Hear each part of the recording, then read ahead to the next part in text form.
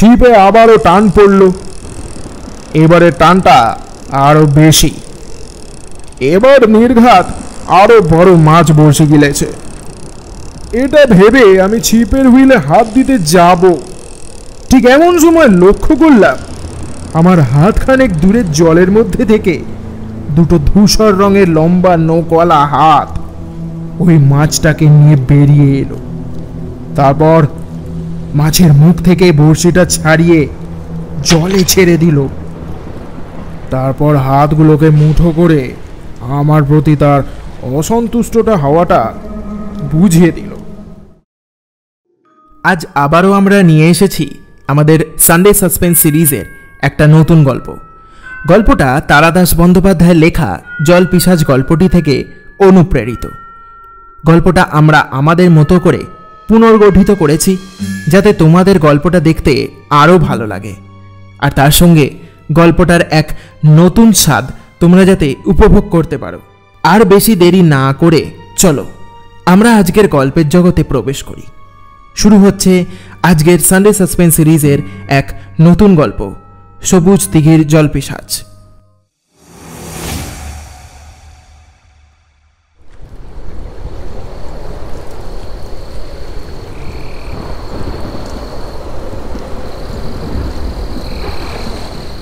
বেশ অনেকক্ষণ ধরেই আকাশ ভাঙা বৃষ্টি নেমেছে। আমি আর সঞ্জয় দুজনে তরুণদার চায়ের দোকানে বসে আড্ডা দিচ্ছি। এমন সময় মাথায় ছাতা ধরে জটাশঙ্কর এসে বসল দোকানের বেঞ্চিটায়।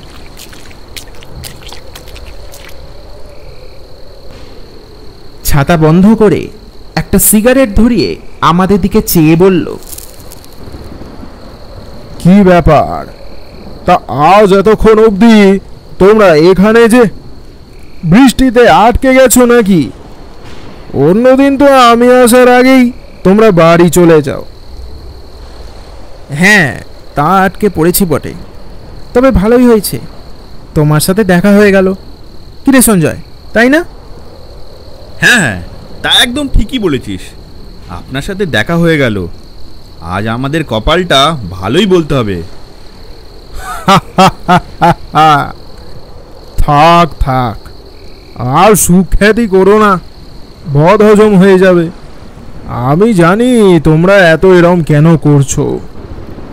তা যখন জেনেই গেছো, আমরা আর কিছু বলছি না, তুমি শুরু করতে পারো। কি বলি, মাথায় চিন্তা থাকলে কি আর গল্প বলা যায়? বাজার দরজা বেড়েছে, সংসারটা না মুশকিল হয়ে যাচ্ছে। সকালে মাছের বাজারে গিয়ে তো মাছের দাম শুনে চক্ষু চরক গাছ হয়ে গেছিল। আচ্ছা শুনুন না, গল্প না হয় আজ মাথায় আসবে না, কিন্তু আপনার সাথে ঘটে যাওয়া কোনো ঘটনা, এমন কোনো ঘটনা যেখানে আপনার সাথে ভূতের সাক্ষাৎ হয়েছিল, নিশ্চয়ই এমন কোনো ঘটনা আছে আপনার জীবনে। একটু একটু দেখুন না মনে করে। জটাশঙ্কর একটা বড় দীর্ঘশ্বাস ফেলে চুপ করে গেল। তারপর গম্ভীর হয়ে আমাদের বলতে শুরু করলো, মাছের আলোচনা করতে গিয়ে একটা ঘটনা মনে পড়ল বটে।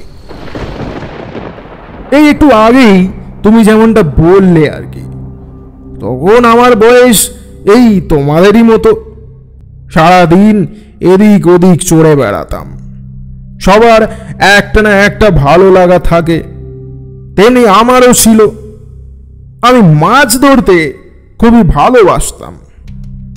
কোনো বড় দিঘির সন্ধান পেলেই সেখানে আমি আমার ছিপ নিয়ে চলে যেতাম মাছ ধরতে। অন্য কোনো কাজে সেরকম বিশেষ অভিজ্ঞ ছিলাম না। গায়ের ছেলেরা যেমন সাঁতার কাটা থেকে শুরু করে গাছে উঠে আম, জাম, তাল, নারকেল ইত্যাদি পাড়া এসবে খুবই চতুর হয়, কিন্তু আমি এসবে খুব একটা চতুর ছিলাম না। চতুর ছিলাম শুধু একটা জিনিসেই, সেটা হলো মাছ ধরা। আমার মাছ শিকার করার যেই অভিজ্ঞ জ্ঞান, সেই জ্ঞান আমি পেয়েছিলাম আমাদের গায়ের এক খুবই অভিজ্ঞ এবং প্রবীণ মাছ ধরিয়ের কাছ থেকে। সে বছর তিনি হঠাৎই একদিন আমার বাড়িতে এসে একেবারে হাজির হলেন। আরে, আপনি আবার কষ্ট করে আসতে গেলেন কেন? হ্যাঁ, আমাকে ডাক পাঠালে আমি চলে যেতাম। আরে না না, তোমার বাড়ি এসে দেখা করতে বড় ভালো লাগে আমার। দয়া করে এমনটা বলে লজ্জা দেবেন না। আরে না না, আজকের দিনে দাঁড়িয়ে তোমার মতন ছেলে পাওয়া খুবই কঠিন। তুমি খুব সদয় হৃদয়ের মানুষ। আরে কি যে বলেন না। হ্যাঁ, ঠিকই বলেছি। যাকগে, যেটার জন্য তোমার কাছে আসা, আসল কথা আমার বয়স হয়েছে, আর কদিন এই পৃথিবীতে থাকবো তা জানি না। তাই সময় থাকতে থাকতে আমার কিছু মূল্যবান জ্ঞান আমি এমন একজনকে দিয়ে যেতে চাই যে এই জ্ঞান নেওয়ার যোগ্যতা রাখে। আর আমি জানি যে এই গায়ে সেটা তোমার চেয়ে ভালো যোগ্যতা আর কারণ নেই। তাই যা বলছি মন দিয়ে শোনো, পরে কাজে লাগলেও লাগতে পারে। আমি খুবই আগ্রহের সাথে মন দিয়ে তার কথাগুলো শুনতে থাকলাম। কোনোদিন মাছ ধরতে গিয়ে সর্ষে ফুলের মধু দিয়ে চার মেখে জলে ফেলে দেখো, ছিপ ফেলতে না ফেলতেই ঝাঁকে ঝাঁকে মাছ এসে তোমার বড়শি গিলে খাবে। আরও এমন অনেক কিছু আছে, সে সবই তোমাকে শিখিয়ে যাব। আমি আমার জ্ঞান তোমার মতন একজন নিষ্প্রিয় মানুষকেই দিয়ে যেতে চাই। কোনো লোভী বা বাজে লোককে দিতে ইচ্ছুক নই। একজন উপযুক্ত মাছ ধরিয়ের প্রথম গুণ হল নিষ্প্রিয়তা, যেটা আমি তোমার মধ্যেই দেখেছিলাম।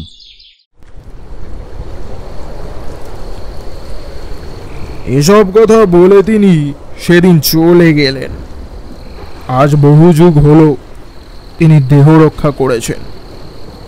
আজকাল ওরম মানুষ আর পাওয়া যায় না, এখন যুগটাই আলাদা। যাই হোক, যেটা বলছিলাম, সেই দিনের কিছুদিন পরেই হঠাৎ একদিন সর্ষে ফুলের মধু জোগাড় করতে পারলাম।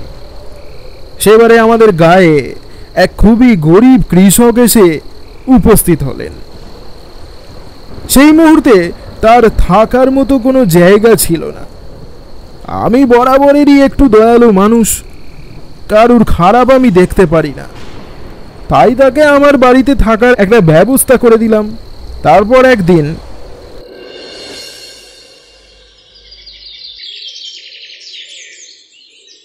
বাবু, আপনি কিছু ভাবছেন বটে? আমাকে যদি বলেন তাহলে আমি সমস্যার সমাধান করতে পারি। আরে ছাড়ো, ও কিছু না। আমি ওই আর কি একটা জিনিসের সন্ধানে আছি, পেয়ে গেলে খুবই খুশি হতাম, কিন্তু আমার মনে হয় না সেই জিনিস এত সহজে আমি পাবো। আপনি বলুন তো দেখি, আমি কিছু করতে পারি কি না? কি এমন জিনিস যেটা পাওয়া এত কঠিন বলে আপনি মনে করেন? আর জিনিসটা হলো গিয়ে ওই সর্ষে ফুলের খাঁটি মধু। সে কি আর তুমি এনে দিতে পারবে? কথাটা বলার সঙ্গে সঙ্গেই হঠাৎ সেই লোক হেসে ওঠে। আমি তো বললুম আপনাকে, বলি দেখুন। আপনি দাঁড়ান দাঁড়ান, আমি আসতেছি।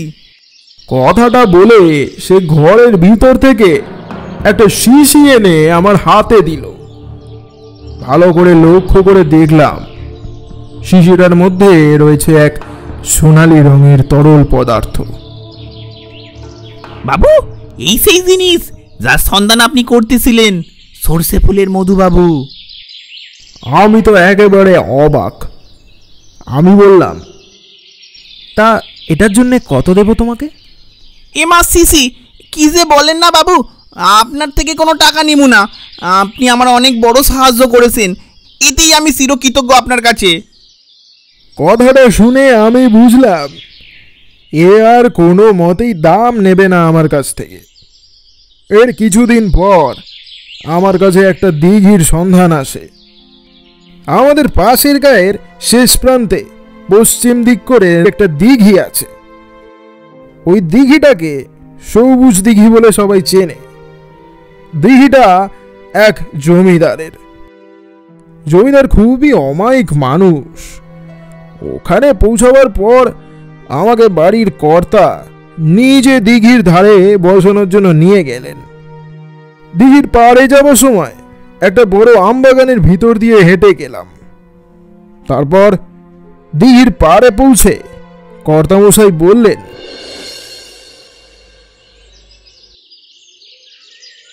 এই দিঘিতে মাছ একেবারে ভর্তি, বড় বড় রুই কাতলা ভিলভিল করছে, যাদের গায়ে শ্যাওলা পর্যন্ত জমে গেছে। আচ্ছা, দিঘিটা কত বছরের পুরনো? তা হবে ওই কম করে 150 বছর। কি? হ্যাঁ, ঠিকই শুনেছ। আমাদের বাড়ির যাবতীয় যে কোনো ছোট বড় অনুষ্ঠানে এই দিঘির মাছ ব্যবহার করা হয়। অনুষ্ঠান হলে জেলে ডেকে জাল ফেলানো হয়, আবার মাঝে মাঝে কিছু কিছু মাছও ছাড়া হয়, যাতে দিঘি একেবারে ফাঁকা না হয়ে যায়। কিন্তু কিন্তু কি? গত বছর থেকে একটা জিনিস লক্ষ্য করলাম। এর জন্য 2-3 বার জালও ফেলা হয়েছিল, কিন্তু জালে সেরকম মাছ পাওয়া যায়নি। দেখা গেল যত সব পুরনো মাছ ছিল সেগুলোর অর্ধেকের বেশি কমে গেছে, আর নতুন যেই মাছ ছাড়া হয়েছিল তাদেরও সংখ্যা তুলনামূলক অনেক কম। আমি বললাম, মাছ চুরি যাচ্ছে, কিংবা ভামবিড়াল এসে মাছ খেয়ে যাচ্ছে। না না, এত কড়া নজর এড়িয়ে কে মাছ চুরি করতে আসবে? আর কেউ যদি চুরি করতে আসেও তাহলে সে ধরা পড়েই যাবে। আর ভামবিড়ালেও বা কত মাছ খাবে? মাছ সংখ্যায় এতটাই কমে গেছে যে সেটা ধারণার বাইরে। কোনো মানুষ কিংবা জন্তুর কাজ বলে তো মনে হয় না। যাকগে, তুমি বসে পড়ো, আমি বাড়ির দিকে যাই।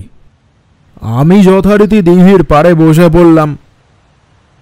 চারিদিকে ঘেটু আর কচু গাছের ঝাড়, মাথার ওপর জলে ভেজা গাছের পাতায় হাওয়া লেগে শিরশির শব্দ হচ্ছে।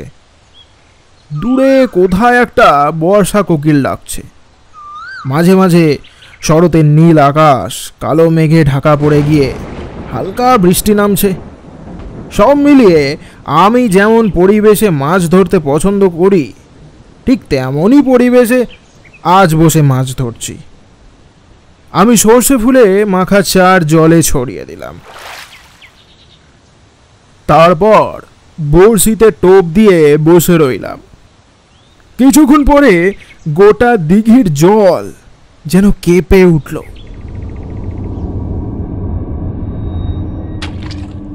ঠিক যেন কোনো ডাইনোসরের মতো বড় প্রাণী জলের ভিতরে নড়ে চড়ে বসলো। এমনিতে চার দিলে মাছের আসা যাওয়ার জন্যে জল নড়াচড়া করে বটে, কিন্তু এই জলটার এরম নড়াচড়া মোটেই স্বাভাবিক বলে মনে হচ্ছে না আমার। হাওয়ার জন্য হলেও হতে পারে। জোরে হাওয়া দিলে স্থির জল নড়ে ওঠে। চোখে দেখে মনে হয় যেন খুব বেশি নড়ে চড়ে উঠল জলটা। আমি বিষয়টাকে এড়িয়ে বেশ আনন্দের সাথে ছিপ ফেলে বসে রইলাম। ভেজা পাতার জল গড়িয়ে টপ টপ করে মাটিতে পড়ছে। পাশের কচু পাতার ওপরে একটা বেনে বউ পোকা উড়ে চলেছে। সব মিলিয়ে মনটা বেশ শান্তি আর আনন্দে ভরে গেল আমার। কিন্তু এই আনন্দ আর শান্তি খুব বেশিক্ষণ থাকলো না। হঠাৎই মনটা আমার কেন জানি খারাপ হতে শুরু করলো। আশেপাশের পরিবেশটায় এখন যেন একটা গুমোট ভাব বেঁধেছে। নীল শরতের আকাশ কালো মেঘে ঢেকে গেছে।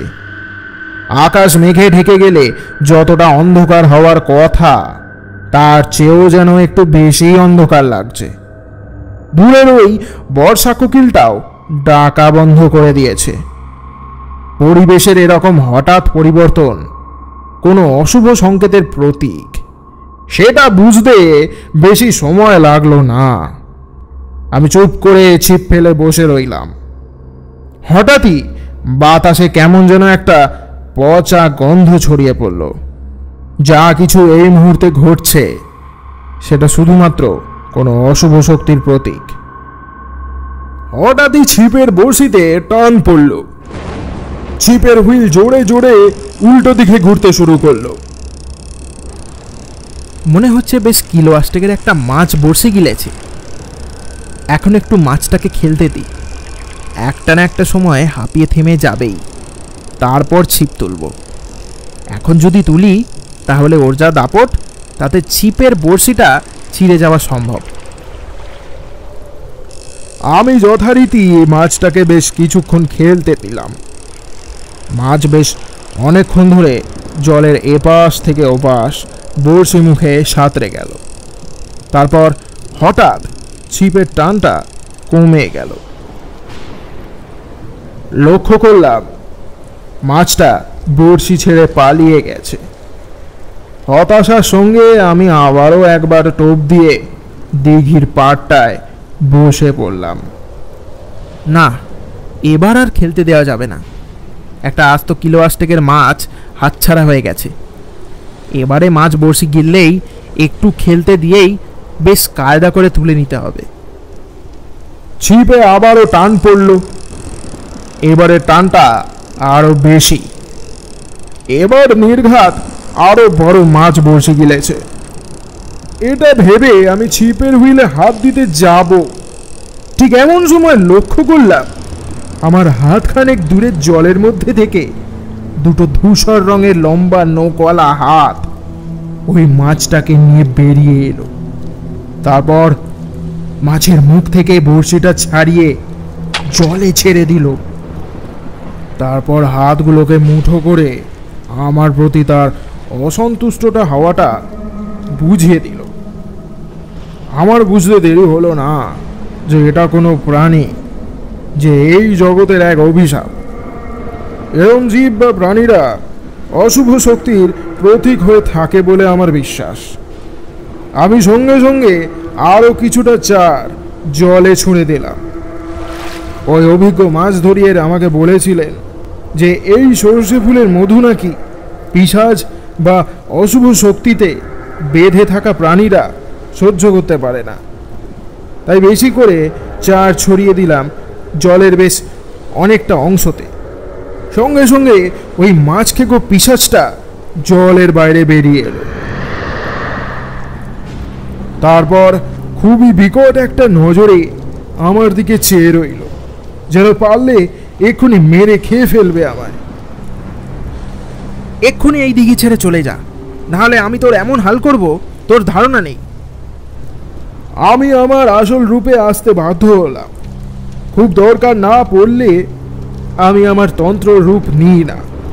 তাই অনেক লোকই জানে না যে আমার তন্ত্রবিদ্যা আছে। কিন্তু এই মুহূর্তে আমি আমার আসল রূপ নিতে বাধ্য হলাম। তারপর কিছু মন্ত্র পাঠ করে ওই পিশাচের দিকে আমার আঙুল তাক করলাম। হঠাৎ পিশাচটা ছটপট করতে করতে জলের বাইরে বেরিয়ে ওই কালো ঘন মেঘে মিলিয়ে গেল। এতক্ষণে বুঝলাম যে গোটা দিঘির মাছ কোথায় চুরি যাচ্ছিল। এই বেটাই জলের ভিতরে বসে বসে মাছ খেয়ে ফেলতো। এতক্ষণে আশেপাশের পরিবেশ আবারও স্বাভাবিক হয়েছে। আকাশের ঘন কালো মেঘ কেটে শরতের নীল আকাশ আবারও দেখা দিয়েছে। আশেপাশের ঘেটু আর কচু বনের পাতায় বৃষ্টির জল যেন এক একটা হীরের মতন দেখাচ্ছে। দূরের ওই বর্ষা কোকিলটা আবারও ডাকা শুরু করেছে। বাজে পচা গন্ধের জায়গায় এখন বৃষ্টিতে ভেজা মাটির গন্ধ ছড়িয়ে পড়েছে।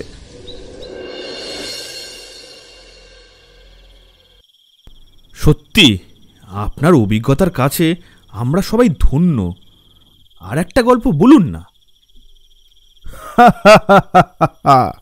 বলবো বলবো, বলার দিন গেছে কোথায়। এটা তো কিছুই না। এমন আরও এরম কাহিনী আছে যা সত্যি সত্যি এক সময় আমার সাথে ঘটে গেছে। আজ আমি উঠি, রাত হয়েছে অনেক। এবার আমাকে বাড়ি ফিরতে হবে। আচ্ছা বেশ, তবে আর একদিন তোমার সাথে বসবো হে। তুমি যে তোমার গল্পের নেশা ধরিয়ে দিলে, এত সহজে তো তোমায় আমরা ছাড়ছি না। ঠিক আছে রে বাবা, ঠিক আছে, তোমাদের কোনো চিন্তা নেই। আজ আমি বাড়ি ফিরি, আবারও ঠিক একদিন আমার গল্পের ঝুলি তোমাদের সামনে খুলব।